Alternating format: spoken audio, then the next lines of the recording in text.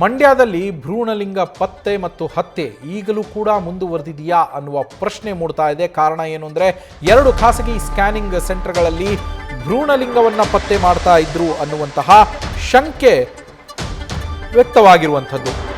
Diagnostic ಸೆಂಟರ್ನ ಕರಾಳತೆಯನ್ನು ಬಯಲಿಗೆಳೆದಿದ್ದು ಬೇರೆ ಯಾರೂ ಅಲ್ಲ, ಖುದ್ದು ಪೊಲೀಸರೇ.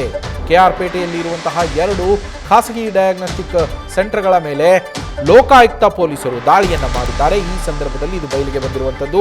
ಪರಿಶೀಲನೆಯ ವೇಳೆ ಭ್ರೂಣ ಪತ್ತೆ ದಂಧೆ ಬಯಲು ಆಗಿರುವಂಥದ್ದಲ್ಲಿ ಸೆಂಟರ್ಗಳಲ್ಲಿ ಬಾಲಗರ್ಭಿಣಿಯರಿಗೂ ಕೂಡ ಸ್ಕ್ಯಾನಿಂಗ್ ಮಾಡಿದ್ದಾರೆ ಅಂಥೇಳಿ ಶಂಕೆ ವ್ಯಕ್ತವಾಗ್ತಾ ಇದೆ. ಬಾಲಗರ್ಭಿಣಿಯರು ಅಂದರೆ ಅಪ್ರಾಪ್ತರು, ಅಪ್ರಾಪ್ತೆಯರು, ಅಪ್ರಾಪ್ತ ಹೆಣ್ಣು ಮಕ್ಕಳು ಗರ್ಭಿಣಿಯರಾಗಿದ್ದರ ಬಗ್ಗೆ ಕೂಡ ಅಲ್ಲಿ ಭ್ರೂಣ ಪತ್ತೆ ಮಾಡಲಾಗಿದೆ ಅಂತೇಳಿ ಹೇಳಲಾಗ್ತಾ ಇದೆ. ಸ್ಕ್ಯಾನಿಂಗ್ ಅನ್ನು ಮಾಡಲಾಗಿದೆ ಅಂತ ಹೇಳಲಾಗ್ತಾ ಇದೆ.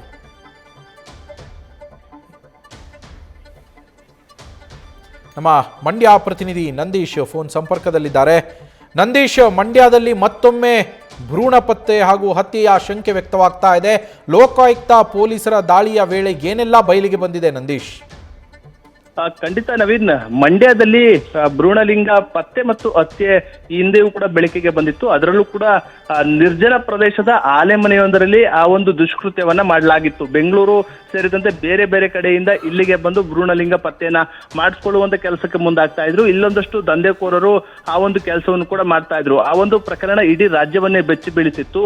ಆ ಒಂದು ಪ್ರಕರಣ ಮಾಸುವ ಮುನ್ನವೇ ಮಂಡ್ಯದಲ್ಲಿ ಒಂದು ರೀತಿ ಆಘಾತಕಾರಿ ವಿಚಾರ ಅಂತಂದ್ರೆ ಏನು ಮಂಡ್ಯ ಲೋಕಾಯುಕ್ತ ಪೊಲೀಸರ ದಾಳಿಯ ಬಳಿಕ ಇದೀಗ ಅಂತದ್ದೇ ಪ್ರಶ್ನೆಗಳು, ಅಂತದ್ದೇ ಕೃತ್ಯ ನಡೀತಾ ಇದೆ ಎಂಬ ಪ್ರಶ್ನೆಗಳು ಕೂಡ ಮೂಡ್ತಾ ಇರುವಂತದ್ದು. ಅದಕ್ಕೆ ಕಾರಣ ಅಂತಂದ್ರೆ ನಿನ್ನೆಯಷ್ಟೇ ಮಂಡ್ಯ ಲೋಕಾಯುಕ್ತ ಪೊಲೀಸರು ಮಂಡ್ಯ ಜಿಲ್ಲೆಯ ವಿವಿಧೆಡೆ ಒಂದು ದಾಳಿಯನ್ನ ಮಾಡಿದ್ರು. ಅದು ಕೂಡ ಯಾವುದರ ಮೇಲೆ ಅಂದ್ರೆ ಈ ಒಂದು ಸ್ಕ್ಯಾನಿಂಗ್ ಸೆಂಟರ್ಗಳ ಮೇಲೆ, ಡಯಾಗ್ನೋಸ್ಟಿಕ್ ಸೆಂಟರ್ಗಳೇನಿದೆ ಅದರ ಮೇಲೆ ಒಂದು ದಾಳಿಯನ್ನ ಮಾಡಿದ್ರು. ಆ ಪೈಕಿ ಕೆಆರ್ ಪೇಟೆಯ 2 ಒಂದು ಡಯಾಗ್ನೋಸ್ಟಿಕ್ ಸೆಂಟರ್ ನಲ್ಲಿ ಅಕ್ರಮವಾಗಿ ಈ ರೀತಿಯ ಸ್ಕ್ಯಾನಿಂಗ್ ಅನ್ನ ಮಾಡಲಾಗಿದೆ, ಭ್ರೂಣಲಿಂಗ ಪತ್ತೆ ಕಾರ್ಯವನ್ನು ಕೂಡ ಮಾಡಿದ್ದಾರೆ ಎಂಬ ಒಂದು ಆಘಾತಕಾರಿ ವಿಚಾರ ಬಂದಿರುವಂತದ್ದು. ಅದಕ್ಕೆ ಪ್ರಮುಖ ಕಾರಣ ಅಂತಂದ್ರೆ 2018ರಿಂದ ಇಲ್ಲಿಯವರೆಗೆ 10,000ಕ್ಕೂ ಅಂದ್ರೆ ನಾವಿ ಮತ್ತು ಕುಶಾಲ್ ಡಯಾಗ್ನೋಸ್ಟಿಕ್ ಸೆಂಟರ್ ನಲ್ಲಿ 2018ರಿಂದ ಇಲ್ಲಿವರೆಗೆ ಸುಮಾರು 10,000 ಸ್ಕ್ಯಾನಿಂಗ್ ಅನ್ನ ಮಾಡಲಾಗಿದೆ. ಆದ್ರೆ ಅವರು ರಿಜಿಸ್ಟರ್ ಮಾಡ್ಕೊಂಡಿರುವಂತದ್ದು ಅಂದ್ರೆ ದಾಖಲೆಗಳಲ್ಲಿ ನಮೂದು ಮಾಡ್ಕೊಂಡಿರುವಂತದ್ದು ಕೇವಲ 3,629 ಮಾತ್ರ. ಅಂದ್ರೆ ಆ ನಿಟ್ಟಿನಲ್ಲಿ ಇನ್ನ ಉಳಿದ 6,472 ಸ್ಕ್ಯಾನಿಂಗ್ ಅನ್ನು ಯಾರಿಗೆ ಮಾಡಲಾಗಿದೆ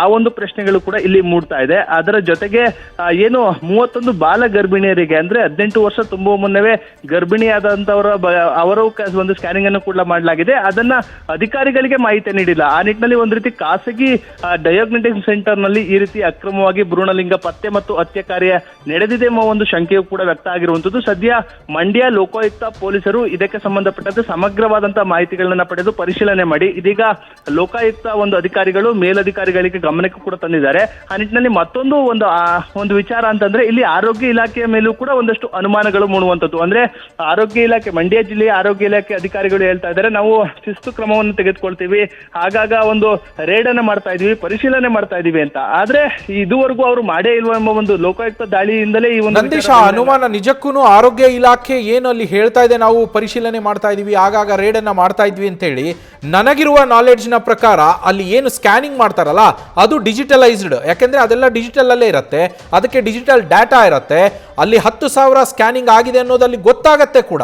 ಇವರು ಅದನ್ನ ಅಲ್ಲಿ ಮೆನ್ಷನ್ ಮಾಡಿಲ್ಲ ರಿಜಿಸ್ಟರ್ ಅಲ್ಲಿ ಅಂದ್ರೆ ಆರೋಗ್ಯ ಇಲಾಖೆ ಅಧಿಕಾರಿಗಳಿಗೆ ಅನುಮಾನವೇ ಬರಲಿಲ್ವಾ, ಗೊತ್ತೇ ಆಗ್ಲಿಲ್ವಾ? ಅವರು ಇದರಲ್ಲಿ ಶಾಮೀಲಾಗಿರುವ ಶಂಕೆ ಇಲ್ವಾ ಈಗ ಅಲ್ಲಿ?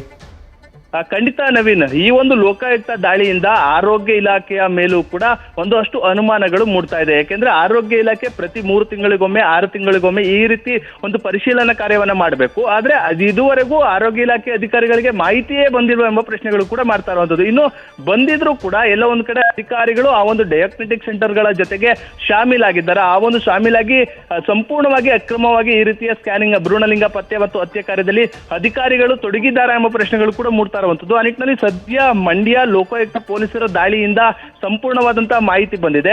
ಇದರ ಬಗ್ಗೆ ಇನ್ನೊಂದಷ್ಟು ಸಮಗ್ರವಾದ ತನಿಖೆಯನ್ನು ಮಾಡಿದ್ರೆ ಅಧಿಕಾರಿಗಳ ಜೊತೆ ಡಯಾಗ್ನೋಸ್ಟಿಕ್ ಸೆಂಟರ್ನ ಸಿಬ್ಬಂದಿಗಳ ಜೊತೆಗೆ ಎಲ್ಲರೂ ಕೂಡ ಶಾಮೀಲಾದಂತಹ ವ್ಯಕ್ತಿಗಳು ತಗ್ಲಾಕೊಳ್ಳೋದ್ರಲ್ಲಿ ಯಾವುದೇ ಅನುಮಾನ ಇಲ್ಲ. ಆ ನಿಟ್ಟಿನಲ್ಲೂ ಕೂಡ ಸರ್ಕಾರ ಒಂದು ಕಡೆ ಚಿಂತನೆಯನ್ನು ಮಾಡಬೇಕು. ಅಧಿಕಾರಿಗಳು ಏನು ಲೋಕಾಯುಕ್ತ ಪೊಲೀಸರಿಗೆ ದಾಳಿ ಮಾಡಿದ್ದಾರೆ ಅದರ ಅನುಗುಣವಾಗಿ ಇದೀಗ ಪ್ರಕರಣವನ್ನ ದಾಖಲಿಸಿಕೊಂಡು ಈ ಒಂದು ಸಮಗ್ರವಾದಂತಹ ತನಿಖೆ ಮಾಡಿದ್ರೆ ಮತ್ತೊಂದಷ್ಟು ಅಕ್ರಮದ ಈ ಒಂದು ಪೈಶಾಚಿಕ ಕೃತ್ಯ ಬಯಲಾಗುವಂತ ಅನ್ನುವಂಥದ್ರಲ್ಲಿ ಯಾವುದೇ ಅನುಮಾನ ಇಲ್ಲ ಅಂತಾನೆ ಹೇಳ್ಬೋದು ನವೀನ್. Thank you Nandeesh. ನ್ಯೂಸ್ ಫಸ್ಟ್ ನಿರ್ಭೀತಿಯಿಂದ ನಿಮ್ಮ ಪರವಾಗಿ.